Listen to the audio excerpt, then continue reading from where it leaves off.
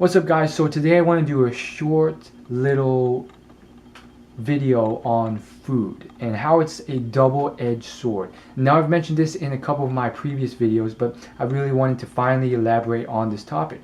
Food is like a double-edged sword. Think about it.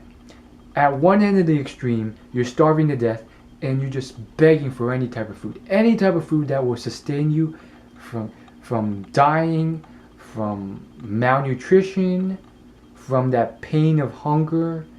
And food, just by its presence, is glorious. Any type of food. And at that point, food is like this beautiful thing. But then you get to another class of human beings where food is plentiful. In fact, it is more than plentiful.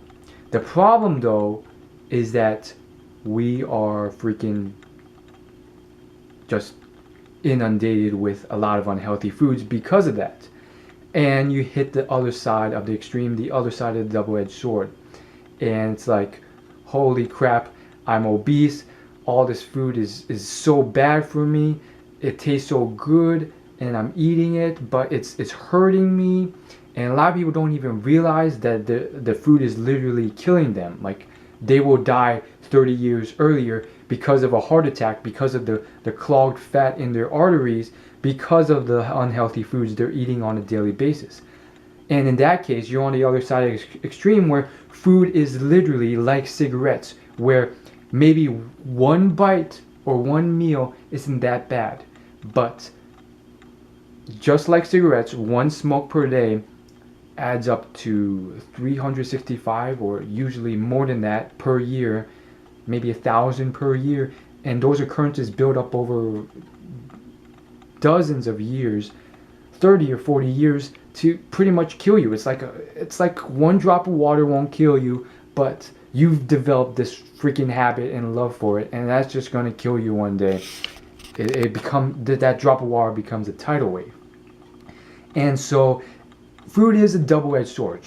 And I'll get back to my topic on that, but I want to switch off to a sort of anecdote, a sort of question that I think a lot of people are just they're misinformed, or they're like, I think the general public is just not they don't know what's going on. They're not that smart in this area, and so they're wondering, like, why do all the good tasting foods hurt me? Why are they unhealthy for me? Why are good tasting foods unhealthy for me and the bad tasting foods healthy for me?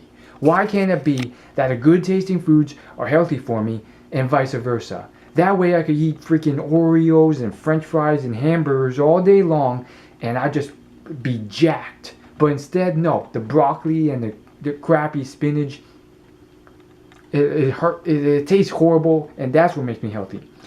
Well, first off, that's a one-sided opinion, because spinach and broccoli, when cooked right and put with the right sauces, and sometimes the sauces and the sugars that come with it make it unhealthy, but it can taste pretty darn good. And some people like weird foods. They're probably a minority, but they love tofu and broccoli and spinach more than hamburger and fries.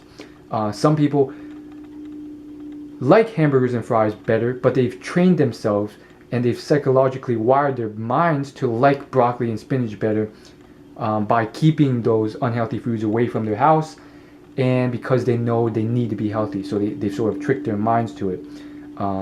Check out Scooby on YouTube. He's a fitness trainer. He's done that. But again, that's a very one-sided opinion on the topic, first off, and I can't say it's not the truth. I would say a majority of people are like you. They like those unhealthy foods. So the answer to that is simply the fact that as humans, we are not evolving or adapting as quickly to our rapidly changing environment. Why? Because humans are dramatically changing our environment because of the huge database of knowledge that we have, and how we're taking action with that knowledge to generate, hundreds of acres of crops and hundreds of herds of cattle and chicken, and because of the plentiful food, like our rapid change in environment is at such an exponentially increasing pace that as humans we can't keep up with that level of adaptation and change, nor should we, because with that level of speed and change, it can also change for the worse.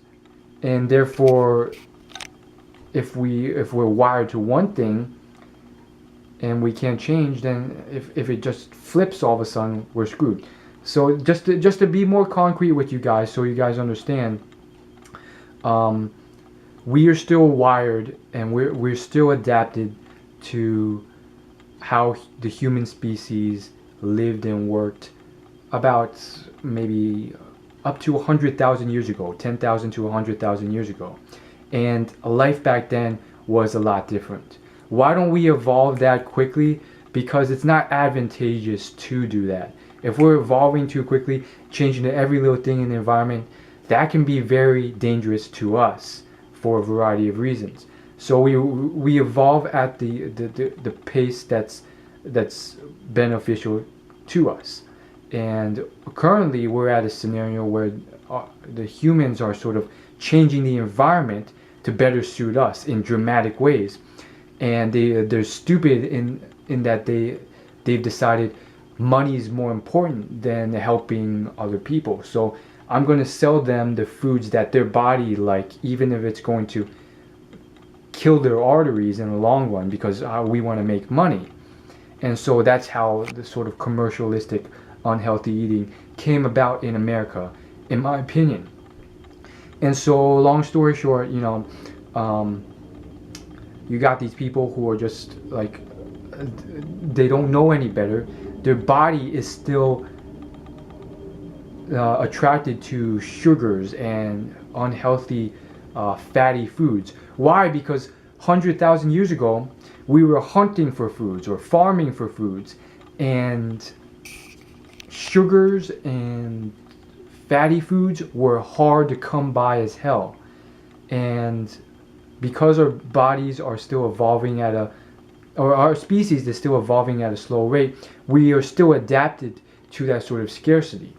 And believe it or not, especially if you're an immigrant into America, or you have ancestry that's very recent, that's from a different nation, it's not that long ago that your ancestors were and still are maybe in that scenario where they are farming cattle, they're farming crops, and sweet food is hard to come by. Unhealthy food is hard to come by. There, like, a lot of the world is still like that, and that's changing rapidly. If you go to major hubs, it's not like that, but there's still areas like sub-Saharan Africa where it is like that. And sugary foods, frosty foods, fatty foods are hard to come by, and therefore we have this natural inclination to just eat as much as we can once we spot it, because it's scarce and we need it. And that is why our bodies have this sort of inclination to enjoy this sort of thing. It's kind of scary when you think about it, because literally what the things that we get enjoyment from come simply from the fact that we need to get enjoyment from this for survival. So our body has adapted to experience a lot of enjoyment from these activities. So like that really screws with you philosophically, because it's like, holy crap, like these things that you enjoy them because your body enjoys them, because as a species you need those things to survive. So as a species you evolved to enjoy these things, and so it kind of screws with you, because you're like, holy crap, then as a species, like literally you could evolve to enjoy a whole variety of screwed up things if you wanted to, if those things really were dire to survival. So that's kind of funny. But regardless, like, food freaking tastes awesome.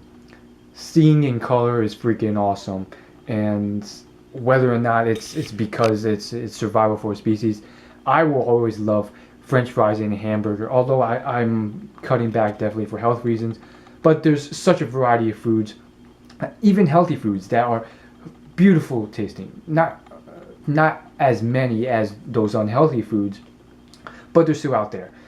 So it's great, and all I can say is it's really, it definitely makes you think, and I guess my advice is just try and eat healthier, and don't go overboard initially, or you just, you know, give up and then binge and then get back to where you started. Have occasional cheap meals to get you through the day, whether it's that ice cream cake or that sesame chicken. Like, oh my goodness, I love food. You don't even understand. I've made a few videos of my love for food, and so it's a very interesting topic, and that's pretty much all I want to say. Oh yes, I want to get back to that whole double-edged sword thing. So it truly is a double-edged sword in the fact that, in another sense, like, think about it like this. I would, as a child, eat food and it wouldn't taste that good, and I would leave some of it, and my mom would be like, how can you throw that away? People were starving in Africa. And so food at that time, it was a perspective where it was at one end of the double-edged sword, where it was like, it is something needed for survival. And then you get to the other end when I'm growing up and I'm interacting with other Americans and other people, and they are wasting food blatantly. Sometimes I've even seen people take just one bite of our entire meal and say, well, I'm done, and they throw the rest into the trash. How they're wealthy enough to do so. I've seen it quite a few times, and sure, there's plenty of people of all ethnicities who I know who would frown and be disgusted about that, but it's another end of the spectrum where food has simply become something where these are people who have acquired enough wealth and they just indulge in it because they can, and it's just in such abundance for them.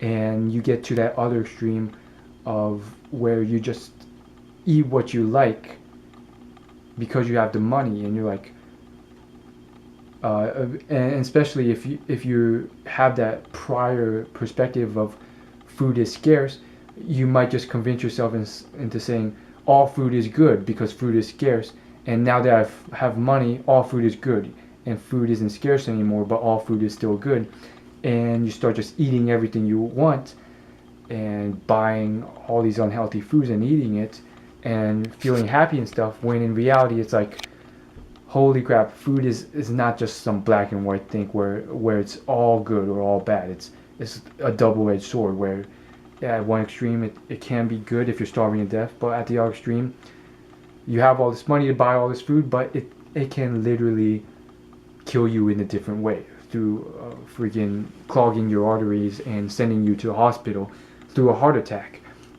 And so I just found it really interesting, and obviously, you know, I would definitely prefer it if it was simply black and white, as many people would. That way, you know, we could just eat all these unhealthy foods. They taste great, and they wouldn't be unhealthy. They would actually be good for us. And then we all be jacked from eating hamburgers and pizzas and stuff. But that's a world where it's too easy, and I think I like my world. I mean, it's tough and stuff, but I feel accomplished those days when I do choose to eat healthier or not eat that chocolate cake or whatever. It's tough, and sometimes I relapse or give up, but hang in there, guys. Eating good food is great.